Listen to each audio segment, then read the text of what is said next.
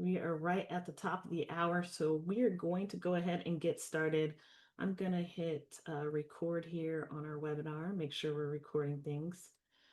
So again, hello to everyone here and welcome to today's webinar on Knack's latest feature updates. Again, thank you so much for joining us. My name is Ro, part of the customer onboarding and education here at Knack, and I'm here with John, our head of product. Today, we are going to be sharing 3 powerful updates for you guys, with you guys today.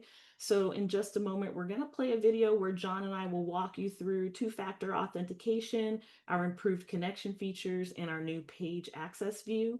This video runs about 15-20 minutes and it covers everything with live demonstrations. But while that video is playing, John and I are right here monitoring the chat, the Q&A. So please feel free to use that section there. Drop your questions there as they come up.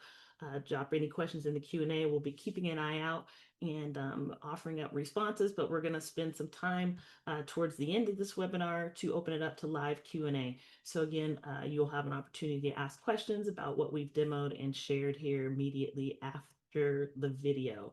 So grab some coffee, get comfortable, and let's dive into these new features. So let's go. Give me just a moment.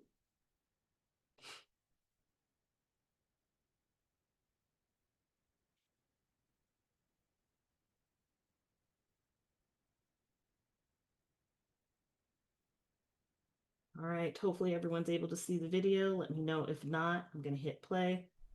Hello, everyone, and welcome to Knack's latest feature updates. I'm Ro from Customer Onboarding and Education at Knack, and I'm here with John, our head of product. Today, we'll be walking through 3 powerful updates that will help you build more secure and organized applications. I'll be starting us off with two-factor authentication, showing you how to add enterprise-grade security to your applications with just a few clicks. Then John will take over to discuss our improvements to connections, which make it easier than ever to structure your data relationships. And then finally, he'll show you our new page access view that simplifies managing user permissions across your entire application. Remember, if you have any questions while watching this, jot them down. We'll have a live Q&A session right after this video where we'll do our best to answer everything. Before we dive into the technical details, let's talk about why these updates are game changers for your applications. First, two-factor authentication. This isn't just about adding another security layer, it's about meeting the reality of today's digital landscape. With 2FA, you're protecting sensitive data with an extra verification step that blocks virtually all automated attacks. Many of you have been asking for this, especially those in regulated industries where compliance requirements demand this level of security. But beyond compliance, it's about building trust. When your users see that you take security seriously, they feel confident storing their data in your application. Our improved connections address is one of the biggest challenges in app building, getting your data relations right from the start. We've completely reworked how you set up connections to make it clearer and more intuitive. No more confusion about parent-child relationships or where to place your connection fields. So this means faster app development, fewer structural mistakes that can be costly to fix later on. And then finally, page access. This is game changer for how you manage user permissions. We've added a new centralized view that shows you exactly which pages each user role can access all in one place. No more jumping between different pages, trying to figure out who can see what. This makes it so much easier to audit and manage your app security, especially when you're dealing with complex applications with multiple user roles and dozens of pages. These aren't just features, they're foundations for building professional, secure, and scalable applications that your users will trust and love to use. All right, let's get into it. We're going to talk about two-factor authentication and do some demoing. So let me get my screen set up here. So what exactly is it and why is it so important? Two-factor authentication adds a critical second layer of security to your applications. It works on a simple principle requiring two different types of verification. First, something you know, that's your password. Second, something you have, a time-based 6-digit code from an authenticator app on your phone. This combination is incredibly powerful even if a password is compromised through a data breach or phishing attack. Unauthorized users can access accounts without the second factor. Statistics show that 2FA blocks 99.9% of automated attacks. That's not a typo, 99.9%. We use the industry standard TOTP protocol. That's time-based one-time password, which means your users can choose from any major authenticator app they're comfortable with. Google Authenticator, Authy, Microsoft Authenticator, they all work seamlessly.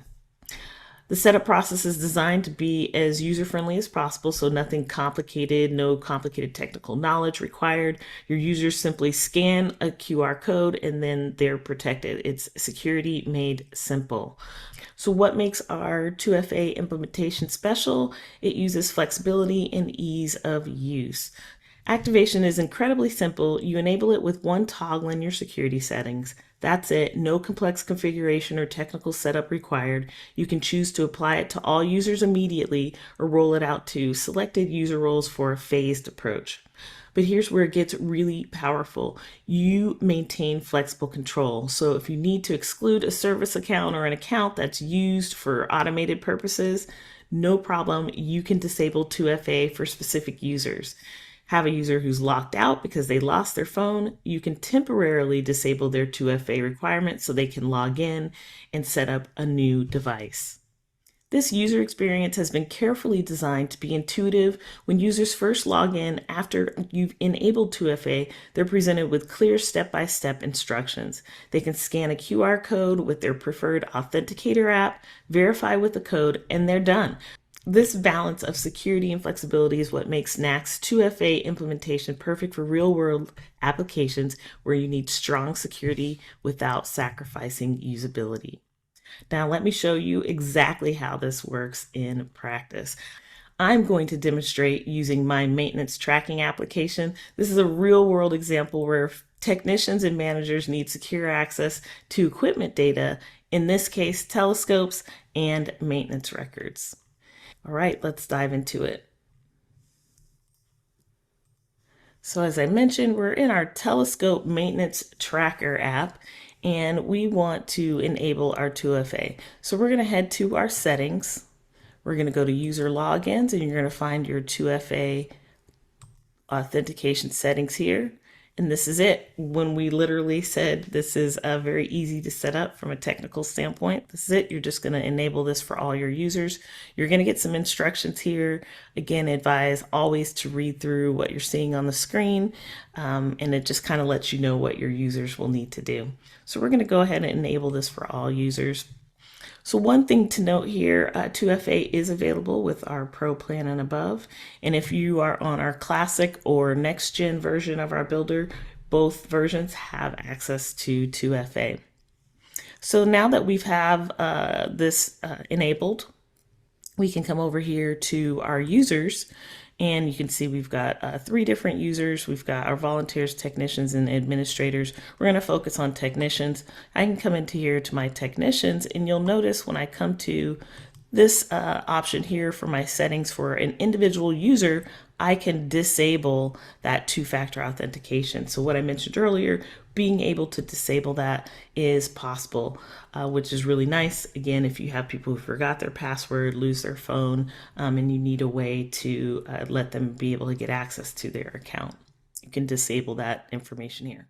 Additionally, one other thing to note, under all users on your user tab here and all users, you will also see this last column here, 2-factor authentication. You can also toggle this on and off for your users here as well. So just a heads up, you have the option here to disable the 2-factor authentication, but then you also have the option here under all users for your option to toggle this feature on or off is also included here as well. All right. That's it.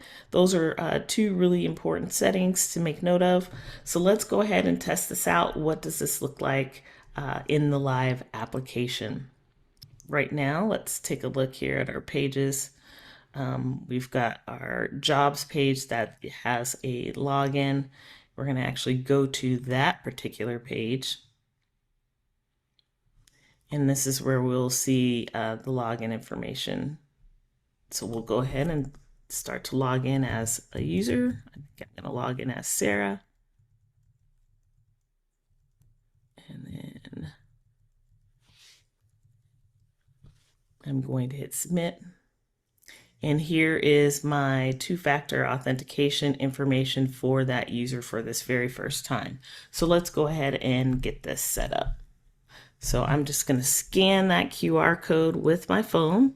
I prefer to use Authy, so I'm going to use Authy for this. And we're going to scan our code. And it's adding the account for me so you guys know what's going on. We may speed ahead on this video here just so that we can get to that a little bit faster. Okay, so now it's been added to my Authenticator app. I'm going to go ahead and save my settings here. And I'm immediately given a code that I can now enter into this box here. So we're going to enter in that code. I'm going to hit submit. And now you can see I have logged in successfully to my application here. So that's it. It's pretty straightforward what you can do with the 2FA. All it is toggling that setting on in your settings for your application. And then once you've toggled that on, again, remember that you do have the option to disable this at this level here. So if we wanted to disable it here, we can disable two-factor authentication.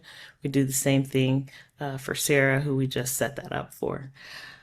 All right, so again, as you can see, getting started with 2FA really is that simple. You can literally enable it with one click and immediately add enterprise-grade security to your application. Here's what I recommend for a smooth rollout. Start by enabling 2FA for a pilot group, maybe your admin users or a small department. This lets you iron out any questions or issues before rolling out to everyone, and then communicate the change to your users in advance. Let them know why you're adding the security and how it benefits them, and definitely check out our documentation at docs.knack.com for detailed guides and best practices. Now, I'm excited to hand things over to John, who will walk you through our improvements to connections, making it easier than ever to structure your data correctly and to show you our new page access view that makes managing user permissions so much simpler. All right, let's get into it. Over to you, John. Thanks so much, Ro. I'm happy to take you guys through some updates on our connections feature. So let's jump into it. Connections is a core part of your Knack app, but it's also one of the most confusing pieces. Some of the things that we've really tried to do with our connections update is making it much more visual. You'll now see a cleaner UI with a visual flow to help you understand our many-to-one or many-to-many relationships or one-to-one. We've also deprecated the confusing one-to-many terminology. We previously didn't have a industry standard terminology in there, and we would say one-to-many quite often. And really the relationships that you were building, the connections that you were building were technically a many-to-one. So we've rephrased that to align with industry standards and show that in our visual diagrams as well. You'll see, as you have down here, a nice visual preview of what table that you're in, where that field is going, and then what table you're connecting to. And we'll jump into it when we jump into our demo in a few minutes. You'll also get more contextual examples, as you'll see, and you'll also have a better experience with our Learn More guide. So there's really great features that we have in this, and ultimately this is all to help our users, especially the new ones. We've heard a ton of feedback, and we really hope that this new connection experience is a way to help you bridge and connect your tables in a more seamless manner, and also, get people up to speed much faster. Okay, let's jump into a demo. So in this scenario, I am in our purchase orders template app. You can go ahead and download that if you want from our template area when you create your apps. And we'll see a couple different tables in here: vendors, products, orders, line items. Now, our connections in this next gen app experience all live on this side panel. You have your connections here, your validation rules, conditional rules, tasks, and then also your data model. You can pop open this connection fields panel and see various pieces here about which tables are connected to vendors.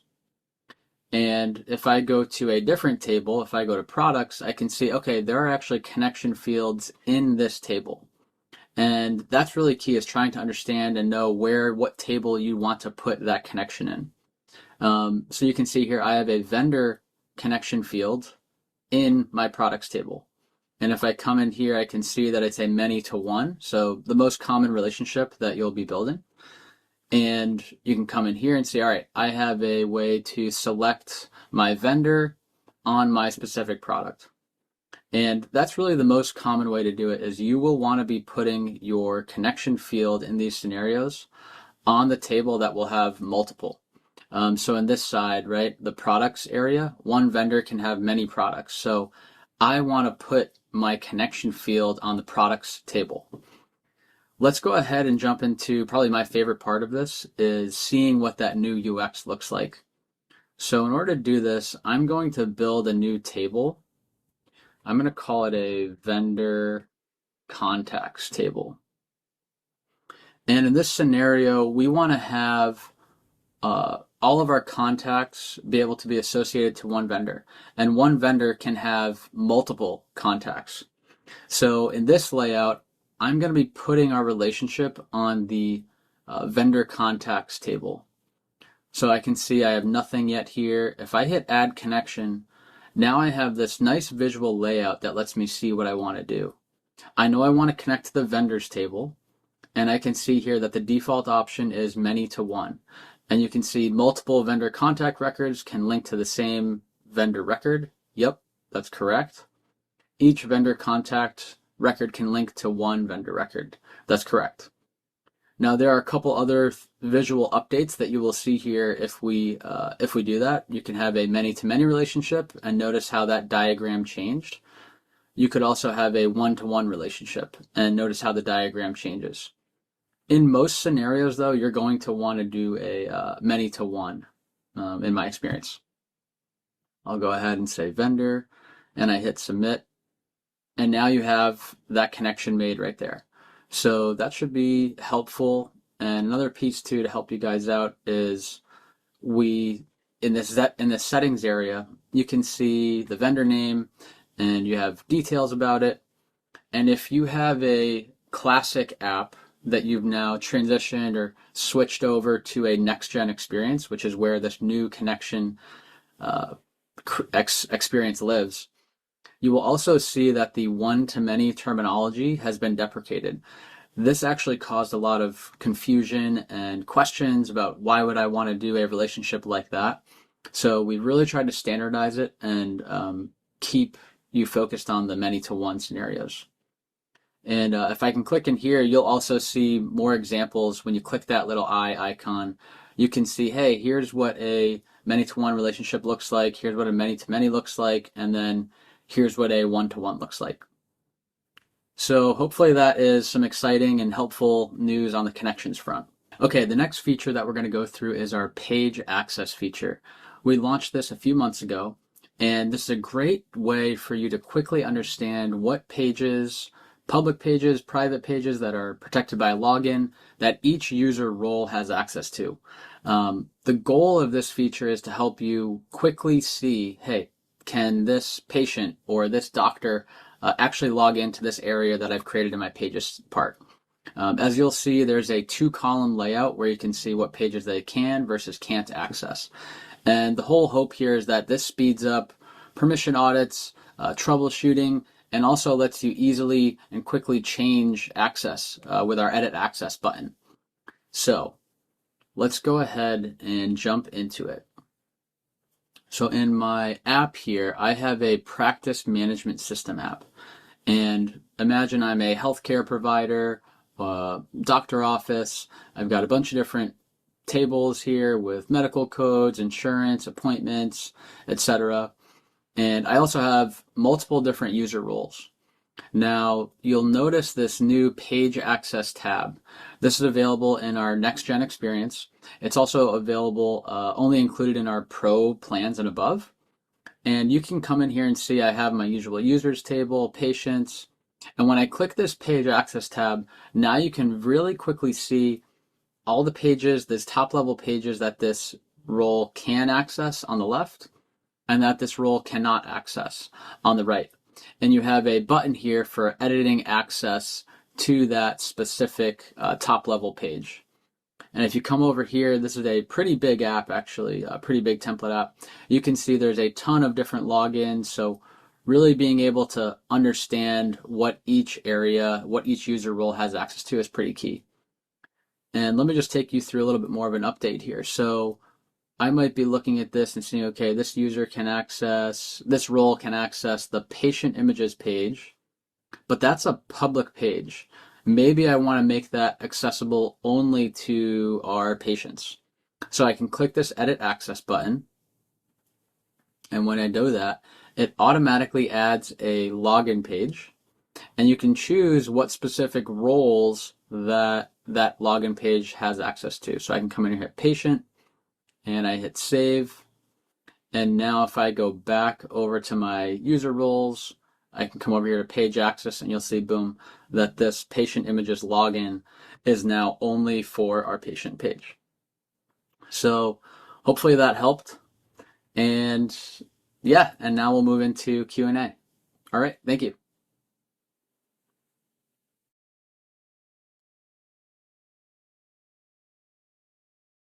Awesome. So hopefully everybody got some good value looking at some new features that we have. They've been out there for a bit. 2FA, connections, page access. As you probably could tell, I was really excited about the connections piece. I hope that our users can get more acquainted to it, especially when you're in the V4 experience. I know Ro has done a lot of training with new people on exactly what connections are and how they work and where you put them. So we're hoping that this new experience can help. Couple questions I'm seeing in our Q&A. So Brian and Megan, thank you so much for asking about 2FA. I was just typing up a summary. I'm going to go ahead and send it, but I will look into that in terms of remember this device. You guys can respond back in our chat rather than the Q&A area if you want with some of the detailed aspects that I was looking for. When will we be able to configure display rules to hide views on a page if the connection field is not assigned to the login user? That's a good targeted question. I don't have a specific date yet. Let me connect with Kara on our team, who will probably be the product manager that would be tackling that. I will get back to you guys, maybe follow up if you wouldn't mind, maybe messaging me your name, who submitted that one. I'd be happy to reply back to you. Will emailed two-factor auth be added? Good question, Gary. So one of the reasons that we didn't add it at first was because email is actually is the current way that people do signing in. They have to give their email. So as part of two-factor auth, you have to choose a different medium or method. So the one-time passcode, that's really the standard right now. The other option that we've actually heard is more about having a text message. So sending a specific code to a number. That's pretty common in a lot of other tools that you might use. So we are not doing the email route, but we are considering the text message option. We don't have a specific date yet, but if that's something that our customers really want, we will happily look into it. From a security perspective, though, and including our internal security team, we were strongly advised to ensure that the one-time passcode is prioritized. There's actually a little bit less security from doing the text message based. And then Another good question, Gary, about changing your app to next gen. Let me get I will get our link that we have where anybody in their account can transition their entire Knack account to have the option to toggle over a, your apps to be next gen and go back to classic. It's a continuous toggle you can choose and go back and forth. So I'll happily send that out. Cool. Thank you, Mark, for all that. And then, yeah, great question on 2FA. Um, we'd love to make 2FA. We're trying to make 2FA accessible as possible. We found that the needs that most people have really align more on security as they're getting more into our pro plan and above. Every single app that you have will get it.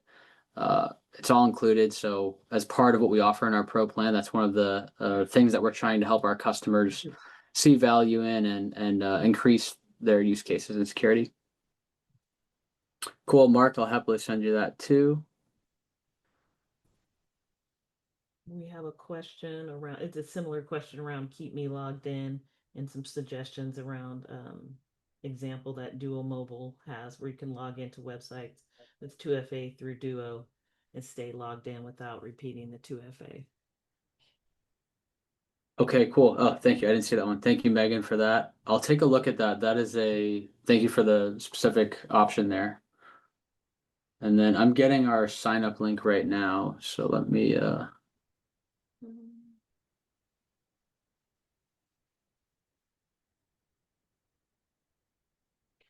I will I respond just to sent it out right there with a link.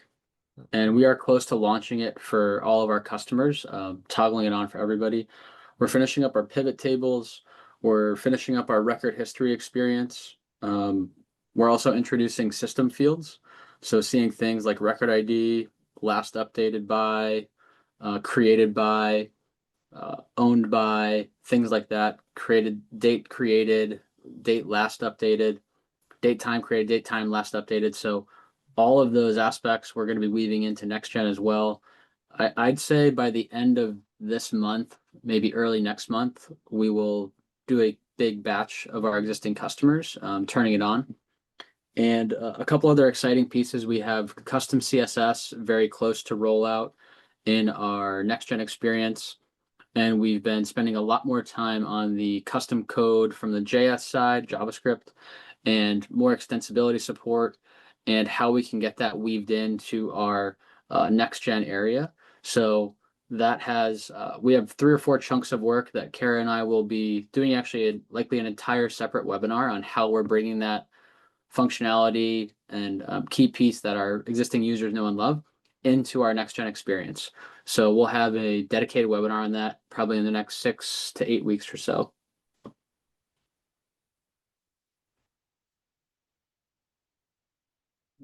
Yeah, great question, David. So David's question is when adding 2FA for the first time is the only option to add it to everybody. Yes, it is. However, you can go in there and toggle 2FA off for given users after you've turned it on. So you can toggle 2FA on, it applies to all users. Then you can go into each of your users in that all users table and maybe select your 5 or 7 of your 30 users that you want to toggle 2FA off for. And that will help you specifically have 2FA on for the ones that wanted it.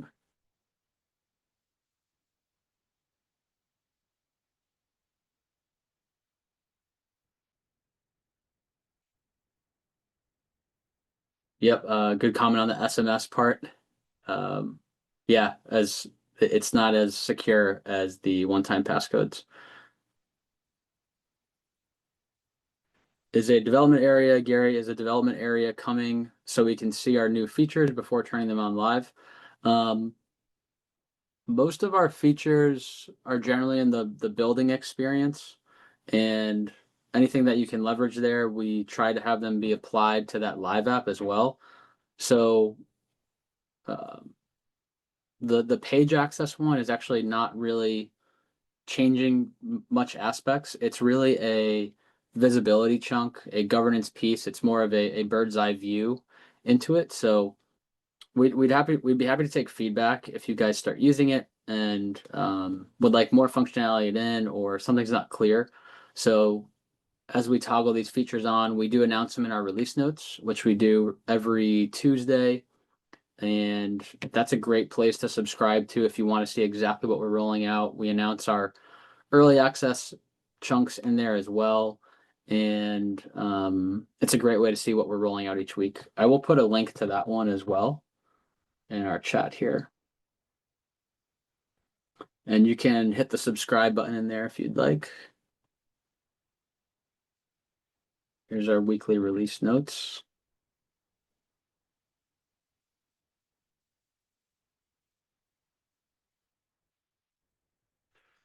Doug, great question. Any progress on allowing multiple apps to share the same data and database? Shared tables, we call that, where you can have one table from one app accessible in 1, 2, 3 other apps within your account. We've already commenced a big chunk of it on our back end, making sure that all of the apps in a given account are in our same geographic region so that the data can be shared in that geographic region. That was one chunk that we accomplished towards the end of last year, early this year. The next chunk is building out our backend functionality now that we have the infrastructure set up, and then building our UI. We have been prioritizing a few cool, I think, transformative building experience updates in our AI builder or an agent builder experience. Ro has seen some initial versions of our agent building. We're making tweaks and trying to get it out to our customers as soon as possible. So we've been putting a big chunk of effort there. And that part, our data layer access control piece too. So bringing a data layer permissioning system rather than just a page level permissioning system is also where we've had to put some more chunks of energy.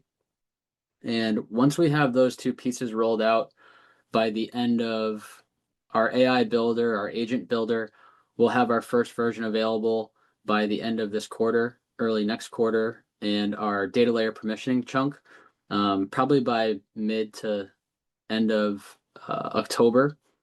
And once we have those pieces, that's where we will be putting more focus back into shared tables.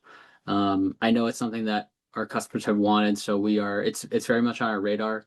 We're just trying to find the right time to tackle that one.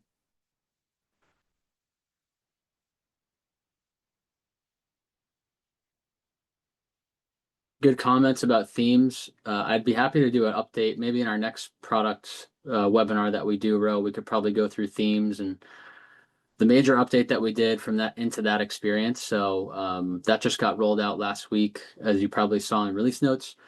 But yes, themes is improving, and we are continuing to make more modern experience pieces. The thing I just touched on about agent building, chatting with an agent, chatting with AI to build and edit and tweak your app. That's where we want to get to. Our customers have given a lot of good feedback saying they like the one-shot prompt AI app builder to get their app started, and they wish they could keep doing it to edit and tweak and use that more. So that's really where our focus is the next few weeks, and continuing to refine our experience, blending that no code and AI aspect, we think is a huge potential for our customers.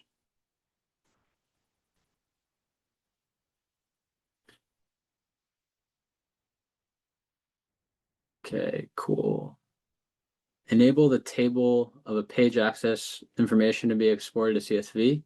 Yeah, that's a great, awesome. Thank you for the feedback. I think we could definitely make that information exportable. I'd love to know what you're trying to use that information to do, just so that we could make that even more possible, right? Do you want to export to CSV and present it in the live app? It seems like you're saying similar to other tables. That could be an accelerated experience we build as well.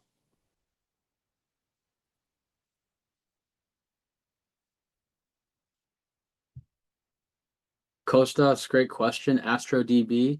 I'm assuming when you say add it to the list of connected apps, would that be within flows? If so, we can totally put it on our radar. I would say just submit a request for feedback and flows. And we try to tackle these every week or so. We try to do some runs in here. So let me go to get you that link. Cool. Thank you, Kostas. Here's flows feedback. A few other updates while we're here. We're working on our making flows accessible to our HIPAA plan customers. So that is targeted at the end of this month. So that's pretty exciting. We're also working on our shared builders getting access to flows. That should be end of this month. It'll probably be a little bit longer. It'll probably be end of this quarter, I'd say.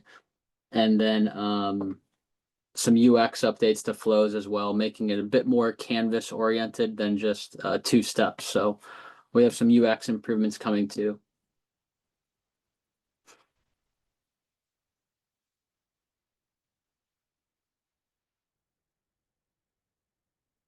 David, good question about exporting.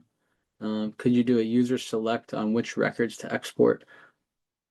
I'm not actually sure, Ro, is that how it works today? Can you export? Do you know this one?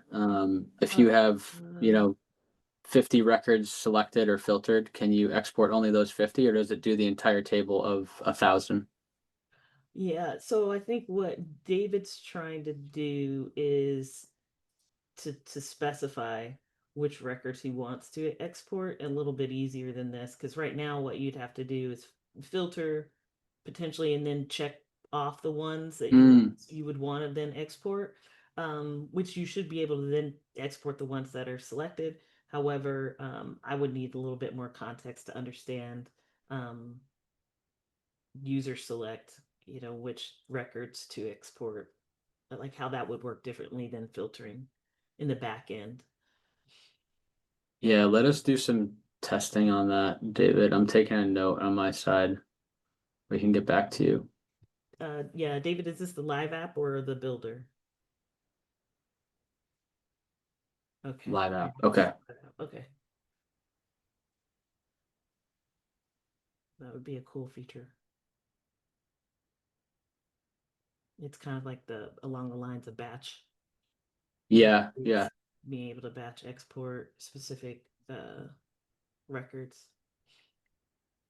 I think we've heard a lot of great feedback. Bulk updates on the live app, allowing imports on the live app. Those are things on our radar right now as well. Seems like incremental exporting functionality in the live app would also be good. Mhm.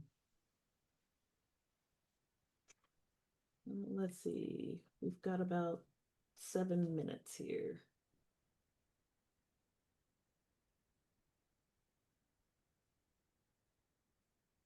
Yeah, good question here.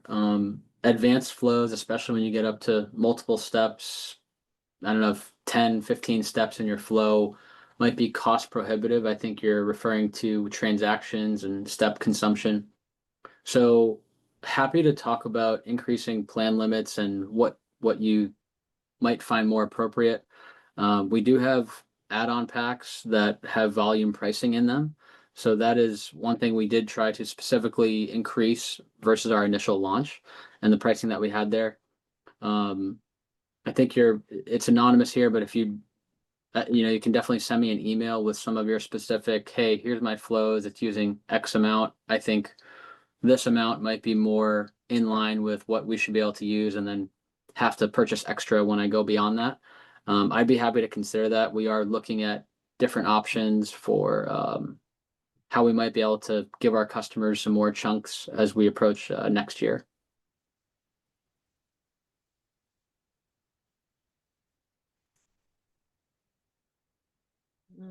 I think there was a part two to this question. Last question here around flows is: will you continue to grow flows to replace the need to go to the other services like Zapier and make Oh, more yeah, great complex question. Of course. configurations?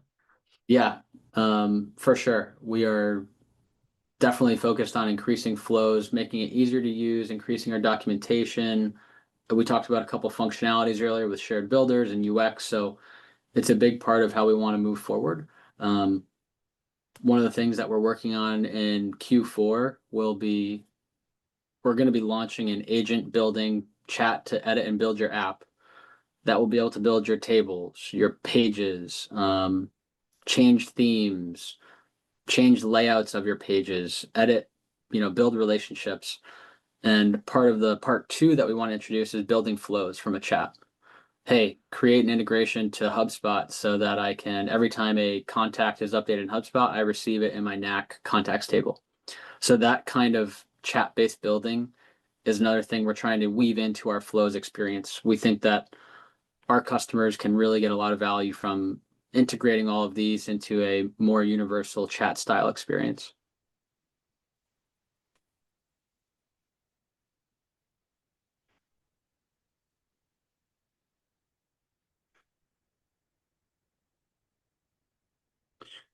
All right.